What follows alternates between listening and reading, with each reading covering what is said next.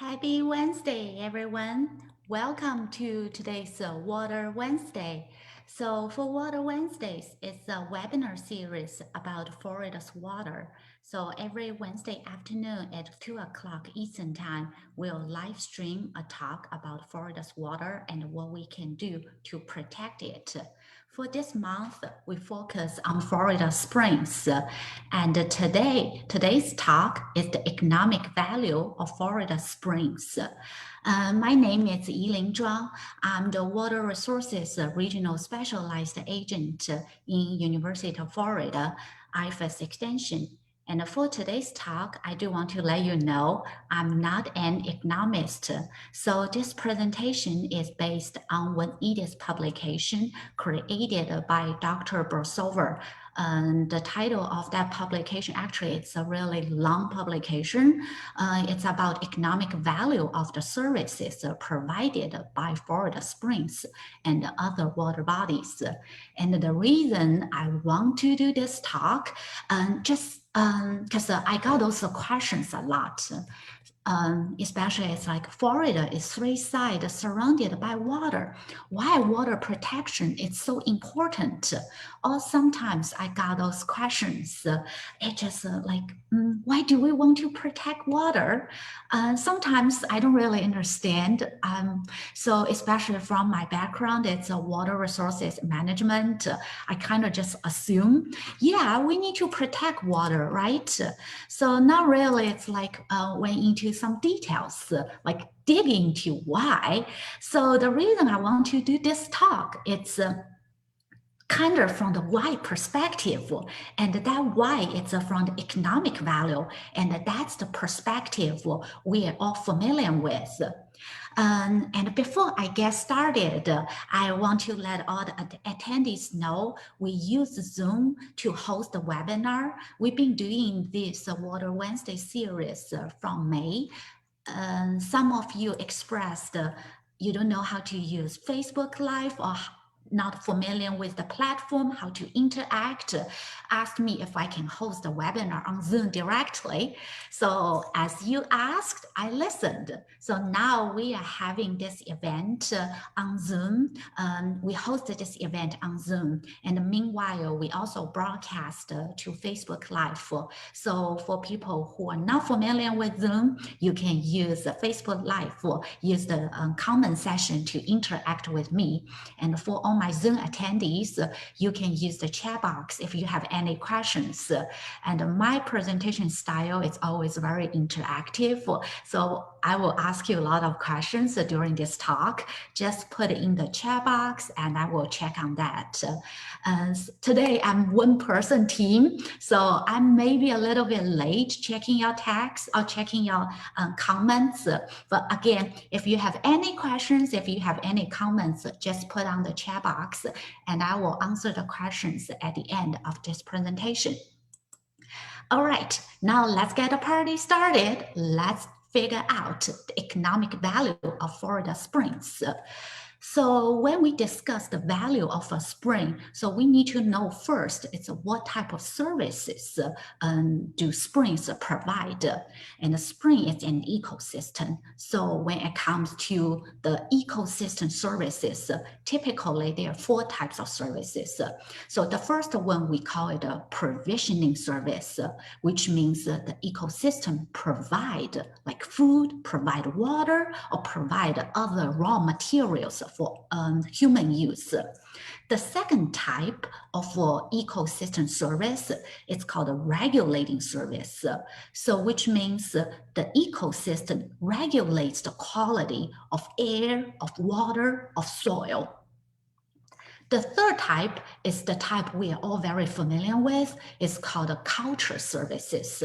So which means the ecosystem provides for recreation, for tourism, and even for education, like for us to know the history or just to know the science of the ecosystem. And the last type of service is called supporting services. This service sounds a little bit similar to the regulating service. They're very similar. But the difference is for supporting service, which it may not have direct impact or benefits on people, but they are necessary for others, not for other ecosystems or for other living creatures living in the ecosystem. So one typical example is the nutricycling. Now we understand the types of ecosystem services.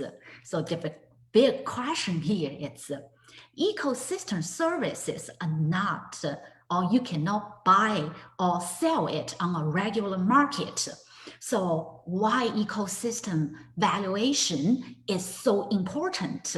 So why do we want to put a dollar value on ecosystem? So what's your thought here? Just put it in the chat box. I would like to know what you think about this question.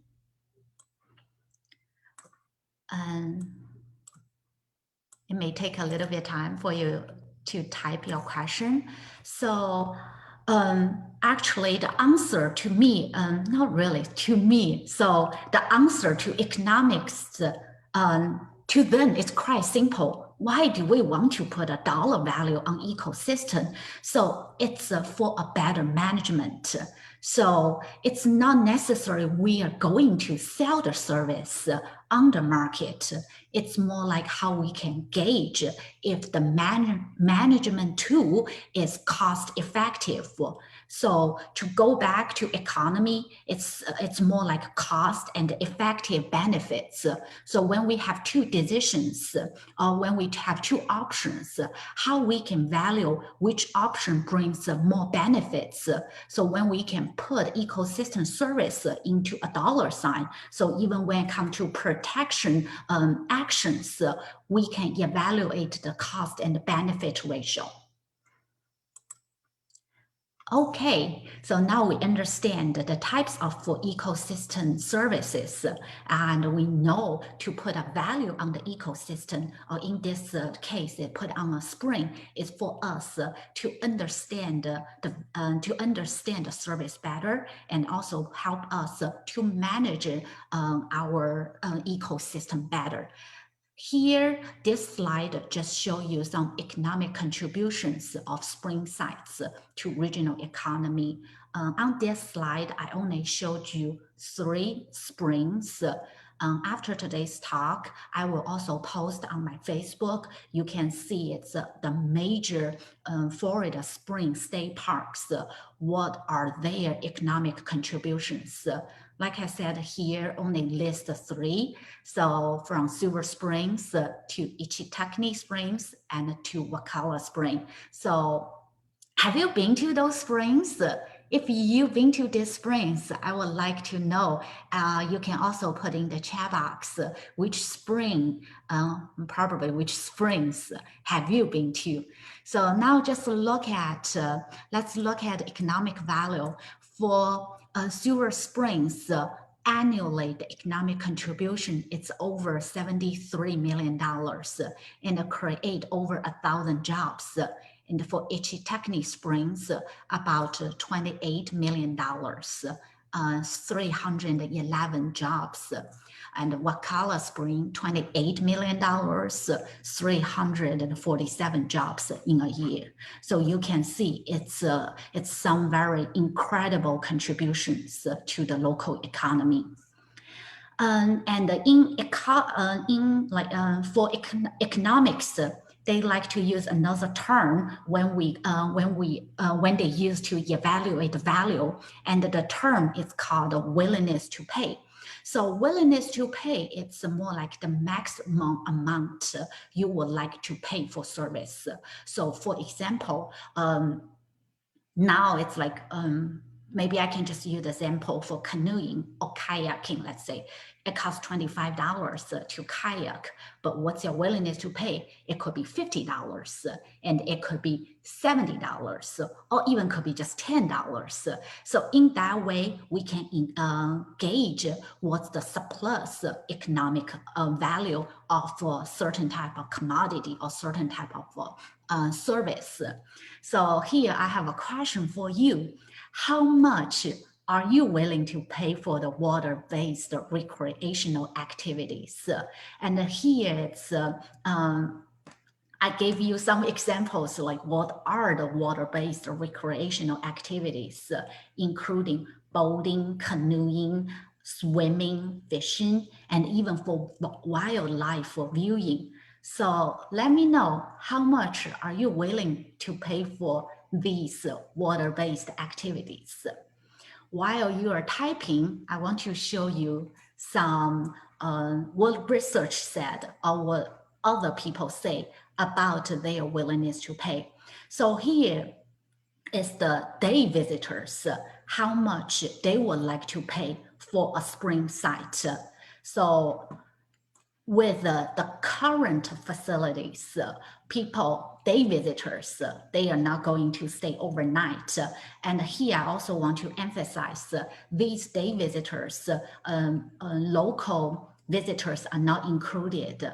So are just gauging people who are not living in this area and they go there for one day to visit the spring site and how much they are willing to pay for that. So on average, it's $6.35 per visitor per trip for current facilities. I don't know how about you. When you see this number, what do you think? When I saw this number, people were only willing to pay $6.35 to visit a spring. I was very shocked. I was like, only $6? That was kind of low. Then I read a little bit more about this willingness to pay. So this amount doesn't include any water activities. So basically, this question is asking how much you are willing to pay for entering a spring site. So it's more like entrance fee. So for entrance fee, current facilities, day visitors are willing to pay $6.35. And with some moderate improvement, they like basic groceries, like camping, or even daytime tours, they are willing to pay $11.39.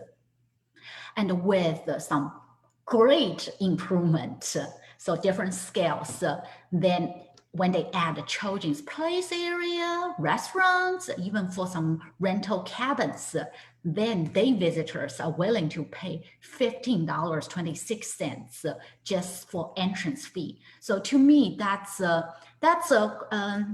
at least that's much better than only $6 for the whole activity in the site. So this you can see it's people are willing to pay for entering a spring or get into a spring. And here I want to show you it's for extended visitors. So which means that they will stay at least one night. So let's have a look at how much they are willing to pay. Again, keep in mind, it's only the entrance fee. So it's a little bit higher for current facility, $12, almost double day visitors. But the rest, they are quite similar. And when we translate these willingness to pay to annual potential economic contributions. So that here just take Ocala National Forest, which the Silver Glen Springs is the annual visitors. When we add all the visitors, the annual willingness to pay, it's about 1.3 million for current basic facilities, 2.47 million for moderate improvement, 3.25 million for great improvement. Again, you can see it's some considerable economic contributions. Now let's move to the next one. And at the beginning, I asked the question like, how much are you willing to pay for these water-based activities? So let me look at the chat box. So I have here one answer said for kayaking, she's willing to pay $35. I'm not sure. I think I have kayaking in the next slide. We can have a look in the next slide. I'm not sure how many of you here cave dived. So if you do, please let me know. I do want to know your experience. So here, one particular example, the willingness to pay focus on cave diving. For cave divers, they are willing to pay. One specific spring, it's Wakula Springs, they are willing to pay $56 to do cave diving. So, and they will bring all the equipment with them. For Jackson Blue Springs, so this is like per person per trip, then it's a little bit, it's a much higher, it's about 3 times. So it's $157.30 to $179.92 per person per trip. Again, when you translate that to annual consumer surplus, then it's over $600,000. And let me check if any comments on the Facebook end. Because like I said, now I'm one person team. I don't want to ignore anyone since I ask all these questions. Because the next slide is what I ask you. It's what's your willingness to pay for different water-based activities. And the survey results showed what people are willing to pay for bird watching, about $31, fishing, $94.56, for canoeing, and here it's all type of even include white water or rafting, then it's $152, and for swimming it's $72, and for wildlife viewing it's $47.87. So I'm not sure what you think about this value, but this value actually it just shows foreigners are willing to pay for this water activities, and this value to me it's quite consider it's quite high. And the next I want to ask you, it's how much are you willing to pay for water quality improvement? So if you listened, you tuned in last Wednesday, Dr. Alberton went through some water quality issues in Florida Springs. So basically, most springs, Florida outstanding springs, have elevated nutrient levels. So with excessive nutrient in springs, it also affects the whole ecosystem. So I would like to know how much are you willing to pay for water quality improvement? Again, just put in the chat box. I will check later. And here, just some examples. When this study did in Ichitachni Springs, the willingness to pay for water quality improvement projects per household per month is $18.55. And this is just ask them how much more you are willing to pay in your utility bill. So the household is willing to pay $18 more into their local utility bills for spring water quality improvement. And combine all the households in Columbia County, then that's 46.54 million over 10 years, which we can do some big projects to improve water quality. And during this survey, households, people who took the survey also expressed they are willing to use that money or increase their utility bill to reduce nitrate pollution in Ichitachni Springs. So just gave you an just one shot like overview of willingness to pay for spring water quality protection. So generally speaking, it's a Florida residents' total annual willingness to pay for programs use land acquisition or conservation easement was estimated at 17.93 million. And for non-specific programs, so it's not related to land acquisition, then the total willingness to pay is 353.39 million. And specifically for North Florida region, and where you can find the majority of the springs, and the annual willingness to pay for easement type protection here, because this study was conducted, I believe, in 2014. So people indicated they were willing to pay total 4.4 million. And for non-specific programs, it was about 86 million. So again, that's a really considerable amount of willingness to pay for water quality improvement projects. And this slide, I believe it's my last slide. I want to give you an overview because I mentioned Florida Springs, the economic contributions, and just want to give you a much bigger picture, not just springs. It's all the recreation activities in Florida, the natural area. So that's the real number in 2017. So this is not the willingness to pay. So it's not the potential economic contribution. This is what happened in 2017. So 145 billion in total economic impact, 1.2 million jobs supported, and 10 million in tax revenues. So again, you can see how much economic value our ecosystem of Florida's ecosystem have provided us. So here's my last one. Just based on the very brief overview during this talk, we know Florida Springs have a very large economic value, both for recreation and resource conservation. Willingness to pay studies show that people who benefit from Florida Springs place a high value on them. Economic contribution studies show that Florida Springs play a significant role in local and state economic health and job creations. So I want to conclude this talk, this Water Wednesday talk, by this quote I like a lot, because sometimes we think protection, environmental protection, it's on the opposite side of economic development. But from all the numbers I just showed you, you can see protecting and restoring Florida's water resources can translate into economic opportunity for local communities.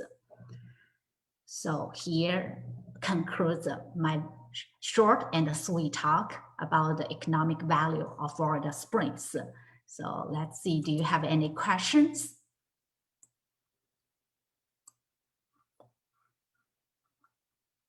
So let me check my Facebook.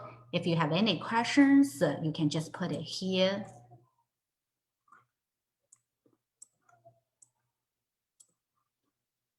And I've seen some comments on my Facebook. So I asked which spring you have been to. So here it's Wekiwa Springs and Weeki Springs. So I'm not sure how many of you have been to Weeki Springs. To me, Weeki is quite interesting because that's where you can see the mermaid show. So it's a very, it's in Hernando County or Citrus County. Oh my goodness, I forgot the exact location. If you haven't been there, it's a very unique spring too. And so before I end today's talk, I would like to put one evaluation survey on the chat box. So if you like our Water Wednesday series, I will really appreciate if you can take the survey and tell us what you have learned and how we can improve that. So with that, I appreciate your time and enjoy the rest of your Wednesday afternoon. And bye.